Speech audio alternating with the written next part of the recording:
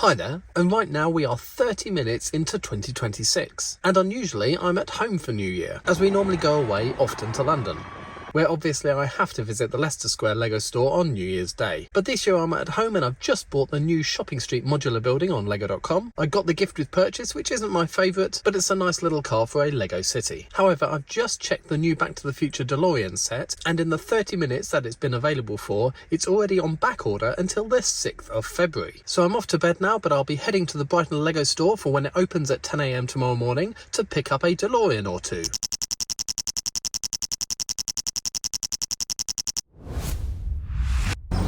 So it's just over 8 hours later and it's a very frosty New Year's Day morning. I'm just waiting for my car to defrost as it's starting to do, and then we'll be off to Brighton.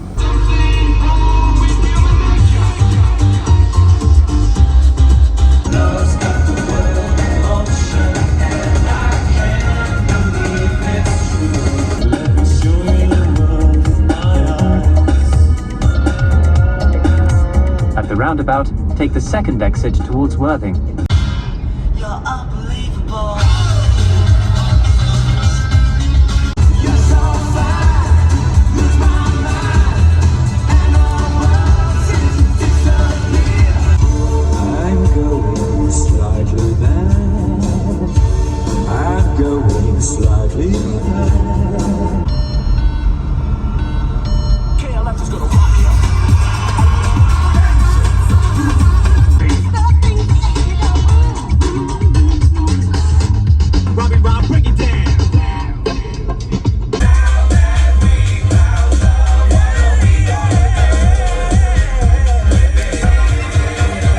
So it's just after 9:30, the car park is pretty empty, but let's go upstairs and see if there's a queue.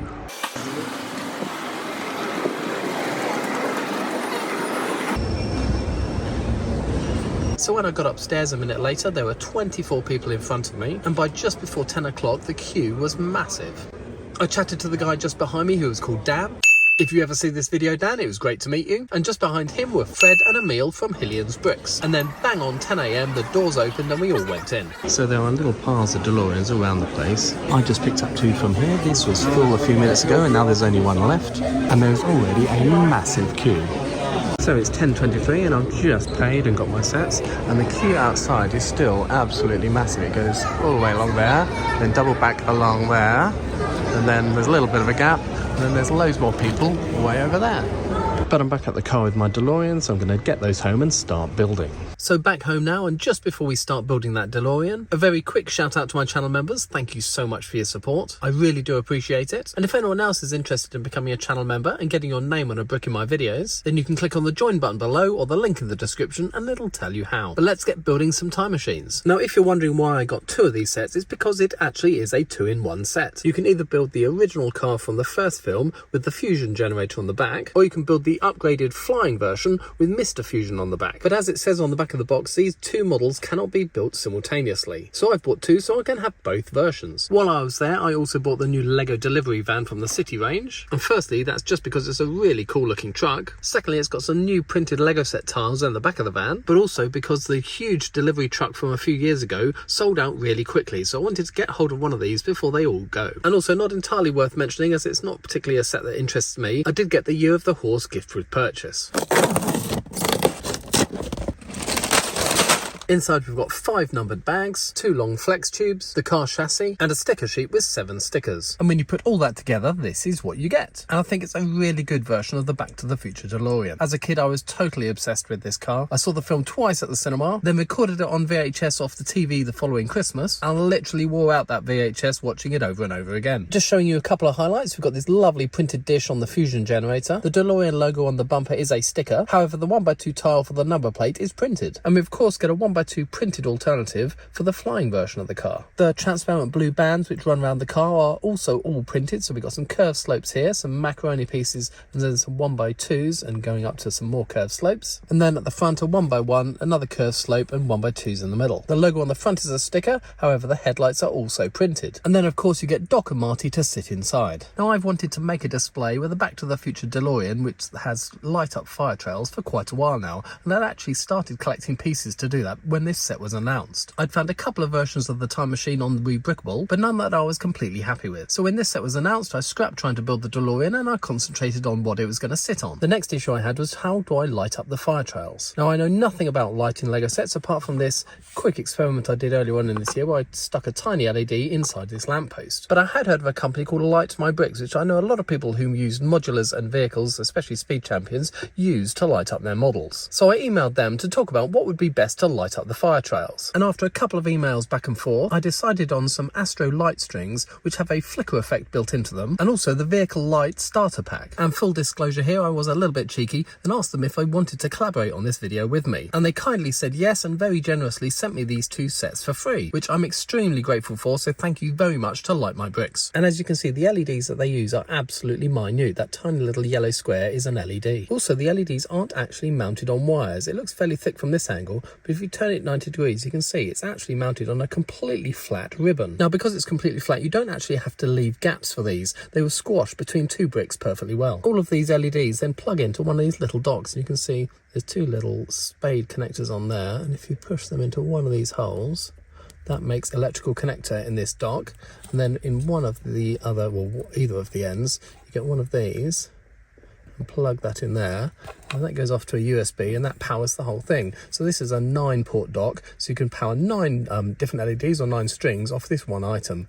Also underneath, it's handily got an indent underneath, so it'll sit on top of Lego studs. So being a complete novice at this, I've got some red and some white LEDs. I'm going to try and stick 2 of the white ones in the front lights of the DeLorean and 2 red ones at the back lights. And then I'm going to use some of these flicker effect Astro lights, which have 4 on each of the strings, to mount in the ground underneath the fire trails to make them light up. But before we start lighting things up, obviously, firstly, we've got to build the display base. Now, in the first film, when Marty leaves 1985, he does so from Twin Pines Mall. And there's that classic shot of him skateboarding up to the sign at 1:16 AM. So the first thing we're going to do is build that sign. Now, the sign in the film had a silver outer casing, and the colour that I was going to use for that would be light bluish grey. However, I needed this piece to make the curved corners, and this piece doesn't come in light bluish grey. And the only colour that it came in vaguely similar sort of shade was this lovely sand blue. So we're going to have a white sign with the sand blue outer casing. Now the sign itself is going to be 2 studs thick, but it's going to stand on a 1 stud wide plinth. And we're going to start off with a 1x3, 1x4, 1x1, then reverse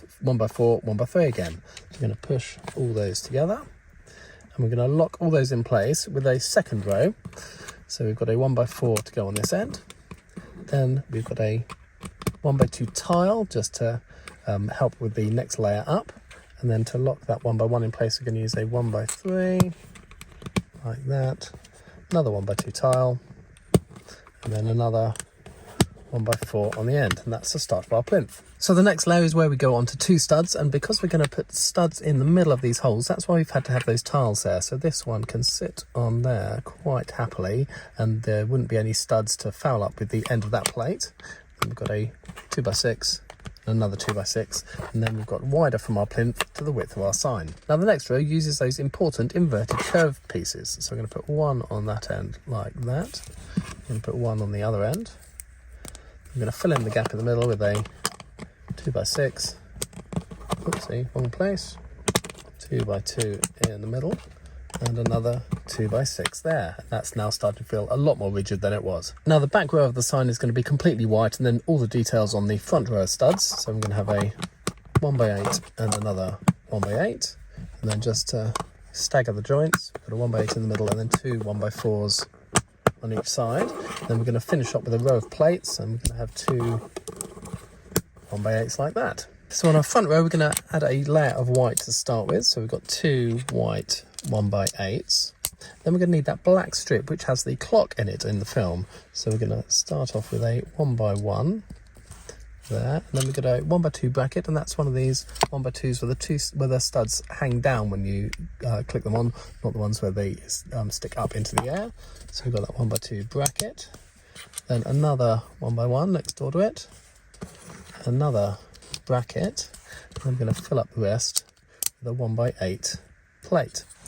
Now on the end of those we're going to stick 2 1x1 bricks like that. You can see that's going to be enclosed in white with our black strip in the middle. But we need another row of black plates, and that's just going to be a 1x4, a 1x6, and another 1x4, and that's our strip for the clock. Then to bring us up to the same level as the side, we've got another row of plates. So we've just got a 1x6 to go there, and a 1x8, and now that is all flush, ready for our next row of bricks. And that's going to be a 1x2, a 1x2 with 2 studs, a 1x1, another 1x2 with 2 studs, another 1x1, and then a 1x8 on the end. Now we've got these studs right above each other, which is going to be where we're going to mount the 2 trees, the 2 pine trees for the Twin Pines Mall. Now we've obviously also got to continue with our sand blue surround. So on this end, I'm going to put a 1x2 plate and a 1x2 brick, like that. And then the opposite of this curve, I'm going to use these pieces here. It doesn't come in a 2 stud wide version, so we've got 2 1 stud wide versions, like that. And you can see we've got our curved outside. We just need to do the same on the other end. And then with both ends matching, we're going to fill in the middle with a 2x6, a 2x2, and another 2x6. Then to give it a nice smooth look on top, we've got 4 2x4 tiles, like that. And there's our complete sign. We just need the trees, the text, and the clock. Now, I don't often resort to stickers in my builds, but this is one instance where there's no way we could achieve the text and the clock in any other way. So I've made these in Photoshop to the right size to fit on top of the black strip and the white strips. So we're going to cut them out. This is actually stuck on some stickers. If you see here, I can just peel those off. So we're going to cut these out and stick them on. So there is the text for the Twin Pines Mall sign, and that should fit perfectly just there. So I'm going to stick that on first. So that's the text. We just need the digital clock underneath. Now, I don't have a mega high quality printer, so the black isn't the blackest of blacks, and it does have that white sort of the grey line straight through the middle of it, but best I can do with the equipment I've got. So I'm going to cut that out and stick it onto that tiny thin 2 plate strip. And when it's stuck on, you can see actually how grey that black actually is. But hopefully when we've stuck the 2 pine trees on, you won't see the join over here as much, and hopefully it'll blend in nicely and you won't really notice. Now for the pine trees, we've got some lovely dark green Lego elements. I do like this Lego colour. First of all, we've got some 1x2 plates down the bottom to go there and there. Then the left hand tree is really easy. We've got these 2 triangular wedge tiles, and these are the unusual ones, a fairly new piece, which go completely off to a point on both ends. And one of them sits above it like that, and then the other one sits next door to it, and that's our first pine tree. Now next door, we've got to mount this one out slightly because they actually cross over ever so slightly on the original sign. So we're going to put another 1x2 on there. And then on the back of the pine tree, we're going to put another one like that. Join those 2 together. And they are going to go just there like that. And then you can see they slightly cross over, and it looks pretty much like the original sign. So we've got our DeLorean and we've got our Twin Pines Mall sign. We just need the base to stick them both onto. And of course then some fire trails coming out from the back wheels. Now I've got 3 16x16 plates here, and the DeLorean itself is about 20 studs long, and if you sit it 2 studs from the end, from the back of the wheels to the end of the last plate is about 28 studs. So that's what we're going to use as our length for our fire trails. So to give us some height and a place to put the LEDs so that we can light the fire trails from underneath, we're going to run a row of bricks around the outside of these and join them all together. So now we've effectively got what looks like this tray-like structure. What we're going to do is tile off the whole of the surface, and I wanted that to be the nice, smooth, shiny tile effect. However, anything above a 4x4 tile often has more of a matte effect on it, and 4x4 tiles are also quite expensive. It's a lot cheaper to buy 2x4 tiles. So what I've done, I bought a massive bag of 2x4 tiles, so we're going to use those. However, that means we can't have them floating in mid-air. We do need an awful lot of structure underneath, so we can click these down to them. So I raided my 2x4 bin, and I've got an absolute ton of black 2x4s. I'm going to run a whole row of these along the back. And then once we've done that, down at the DeLorean end, we're going to do a lot more of those. So I'm going to do some rows facing the other way. So 3 like that.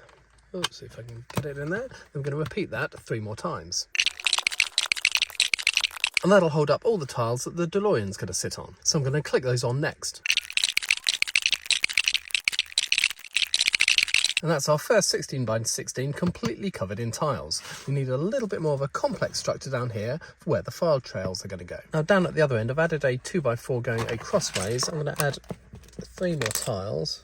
1, 2, 3 like that. And then this is going to be the width of our first fire trail, and we're going to make that out of transparent orange. Now the best part I could find to make these is this 1x4 transparent orange tile, and of course we can just stick those two on there. However, they're not going to be supported at this end at all.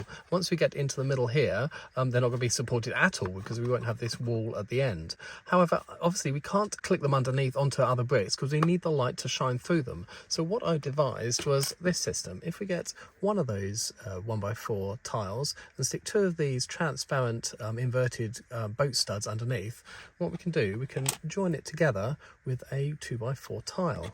Then if we have 2 of those, one from either side, they're going to be joined on, but we're going to still see the light shining through. Now for the very last row, because we've got that wall at the end, I've actually removed 2 of the boat studs from these 2.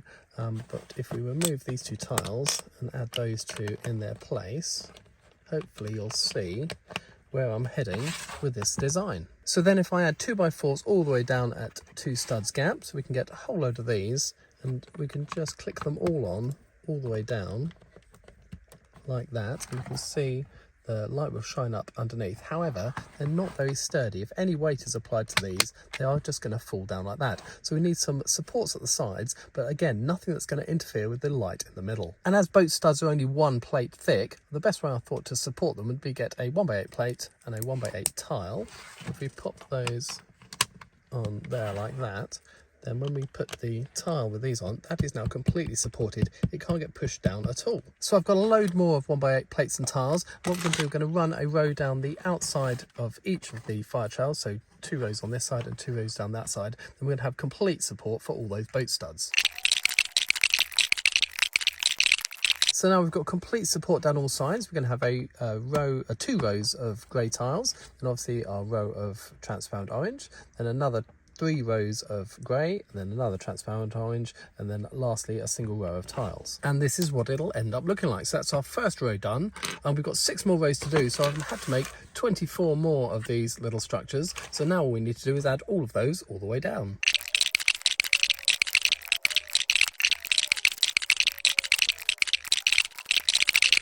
So we're now complete all the way down to the end of the fire trails. Now with this last row, we're obviously going to have some cables which are going to be coming out, and we're going to need to send them off sideways out to our power pack.